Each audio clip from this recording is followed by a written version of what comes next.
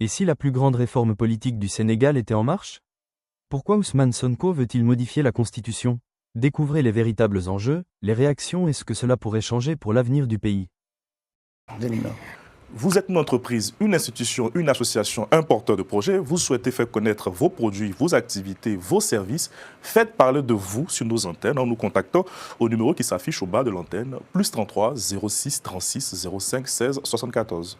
L'Assemblée nationale est convoquée en séance plénière le 29 juin prochain et donc pour examiner la proposition de loi portant sur la révision de cette constitution. Et le projet a été posé par le groupe parlementaire PASTEF, les Patriotes, donc à l'Assemblée nationale, et il ambitionne un rééquilibrage des pouvoirs entre exécutif, le législatif et le judiciaire. Alors, premièrement, j'ai une question, c'est que pourquoi ce projet arrive-t-il précisément maintenant?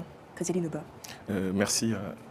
Alors, ce projet arrive maintenant parce que c'est arrivé en stade de maturation et de réflexion qu'on a entamé depuis qu'on était dans l'opposition. Et ce qu'on a l'habitude de voir, en tout cas au Sénégal, ces dernières années, c'est que quand un nouveau régime arrive, la première des choses à faire, c'était de réviser la Constitution et de mettre un ensemble de mesures au moment où, en fait, ils avaient besoin, en tout cas, ils étaient, on va dire, le peuple leur faisait confiance et qu'ils pouvaient profiter en tout cas de les 100 premiers jours généralement, c'est ce qu'on faisait. Donc aujourd'hui, cette réforme en tout cas arrive pour, après un certain nombre de concertations qui ont eu lieu. Je tiens à rappeler qu'en 2024, il y a eu d'abord les assises de la justice.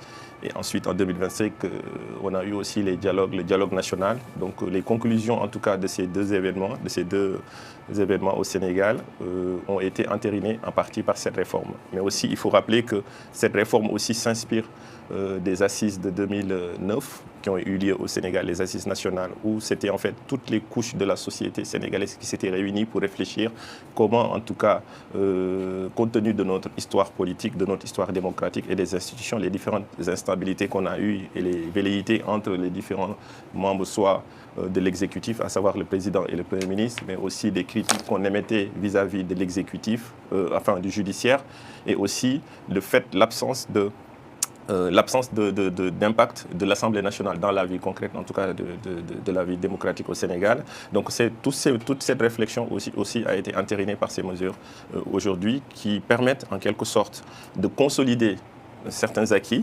d'apporter des innovations. Je parle par exemple, je peux donner un exemple, au sein de l'exécutif, on parle de rééquilibrage. On voit que les pouvoirs du président de la République vont être réduits.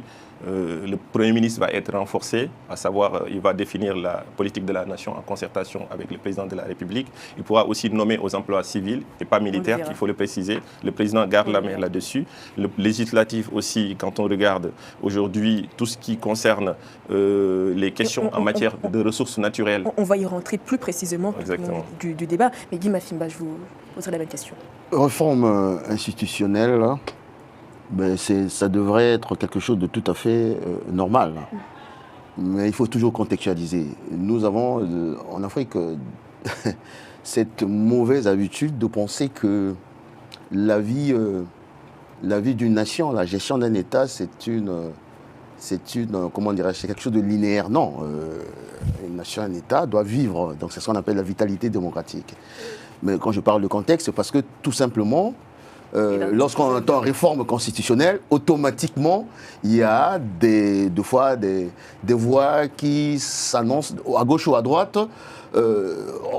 Au lieu de privilégier l'intérêt général, souvent on privilégie l'intérêt particulier. Mais en l'occurrence, au niveau du Sénégal, moi, ça ne peut que me conforter à l'idée que, et ce d'autant plus qu'il a dit tout à l'heure, Kadiali, que c'est parti des réflexions au niveau des assises de la justice et autres, au niveau du PASTEF avant qu'il soit à la tête de l'État. Donc ça veut dire que c'est quelque chose en amont qui a été réfléchi. C'est ça aussi le sens, la noblesse de la politique. Avant d'arriver aux affaires, et Lucien en parle souvent, il faut avoir un brièveur politique, des orientations stratégiques et pragmatiques. Très bien. Deuxième chose que j'allais dire, je me souviens du président Barack Obama, qui avait dit quelque chose d'une phrase tellement forte. Il disait l'Afrique a besoin pas des hommes forts, mais des institutions fortes. Donc la faiblesse de nos États, c'est qu'on a souvent des hommes forts. regarderons dans les détails un peu quelle est la traçabilité, les orientations de cette institution, de ces réformes qui sont prévues. Et je termine par le fait que pourquoi cette réforme institutionnelle, à mon avis, est légitime. Et on va dire, va sur le droit chemin. Parce qu'avant qu'il y ait ces deux têtes de l'exécutif et l'Assemblée nationale qui sont un peu dans une espèce de querelle, on va dire, politique, mais lui-même, le président Diomaye Faye, le 4 avril 2025, disait « Je veux des DG forts, des ministres forts, un Premier ministre super fort. Je ne veux pas ce type de président qui détient tous les pouvoirs. » Donc, recentrons-nous sur le débat, sur les incertitudes. Ne restons pas sur des débats, des conflits d'intérêts. Et c'est tout ce que je peux souhaiter à la classe politique sénégalaise et aux hommes à la tête de cet État. De ce pays. Mais tout de même, quand même, il y a des observateurs qui diront qu'Ousmane Sonko serait en train de contourner les mécanismes normaux du dialogue institutionnel, Lucien. Écoutez, je dirais qu'un régime politique nouveau, un Sénégal nouveau.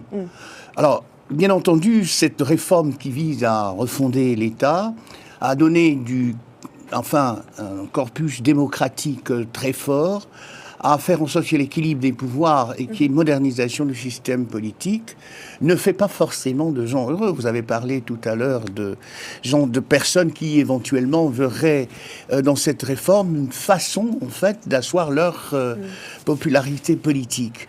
Peu importe. Peu importe, Guy vient de le dire, ce qui compte, c'est les structures et non pas les hommes. Et il faut remercier effectivement le PASTEF et le Sénégal et donc tout le peuple sénégalais de montrer toujours l'exemple, après quelques crises, de montrer l'exemple à cette Afrique francophone qui a beaucoup de mal en fait à fonctionner dans des structures établies et que l'on respecte. C'est ça le problème, c'est-à-dire que on peut faire toutes les réformes, mais malheureusement la mentalité des responsables politiques dans l'espace francophone africain est à déplorer. Il faut espérer, je m'arrête là, que cette révolution, parce que c'est une révolution politique quand même assez intéressante, donc aille jusqu'au bout, malgré les difficultés, aille jusqu'au bout et permette d'installer en fait ce peuple-là dans un État nouveau. Ousmane Soro, plusieurs diront encore que justement ce projet avait déjà été annoncé par le président Faye, mais aujourd'hui le président Sonko le porte comme si c'était une forme de nouveauté. Qu'est-ce que vous dites Oui, je pense que ça peut peut-être nous permettre d'aborder le point de vue juridique de cette constitution, parce qu'il y a un point de vue politique, mais il y a aussi un point de vue juridique. Mais bon, vu que vous me posez la question, je vais rapidement rebondir sur le point de vue juridique. Il y a eu, Kadiali Nouba l'a rappelé tout à l'heure, il y a eu deux concertation nationale en 2024 qui concernait la justice et en 2025 qui concernait le système politique. Si mes souvenirs sont bons, on se souvenait aussi de l'intervention du Premier ministre Moustapha Niasse qui avait lui aussi été à l'époque président de l'Assemblée nationale pendant plus de 10 ans, qui n'a pas beaucoup ménagé Ousmane Sonko lorsqu'il était dans l'opposition. Donc oui, à la suite de ce dialogue-là, il y a eu une publication qui a été faite par la présidence de la République et donc il y a eu 4 avant-projets de loi qui avaient été décidés. Et donc, en numéro 1, c'était du coup l'avant-projet de loi portant sur la révision constitutionnelle. Donc, cette nouvelle révision constitutionnelle s'inscrit justement dans le cadre de la politique du président Bassirou Diomaye Faye. Mais on peut dire que le PASTEF passe à l'offensive. Le PASTEF passe à l'offensive parce que des dates ont déjà été données. Je pense que la discussion commence le 24 prochain, aujourd'hui, et le 24 et le 29 du coup. Fait, oui. Donc le PASTEF passe à l'offensive. Le PASTEF propose du coup cette nouvelle constitution que moi j'ai pas pu consulter, j'ai cherché mais j'ai pas vu. J'ai pas eu accès du coup à l'intégralité de l'avant-projet. Mais plusieurs médias rapportent que certaines dispositions du texte initial auraient été modifiées, auraient été corrigées ou supprimées. Ça suscite même des inquiétudes. Hein. Et ça suscite effectivement beaucoup d'inquiétudes. Sauf que, toujours dans le point de vue juridique, l'article 103 de la Constitution actuelle du Sénégal dit que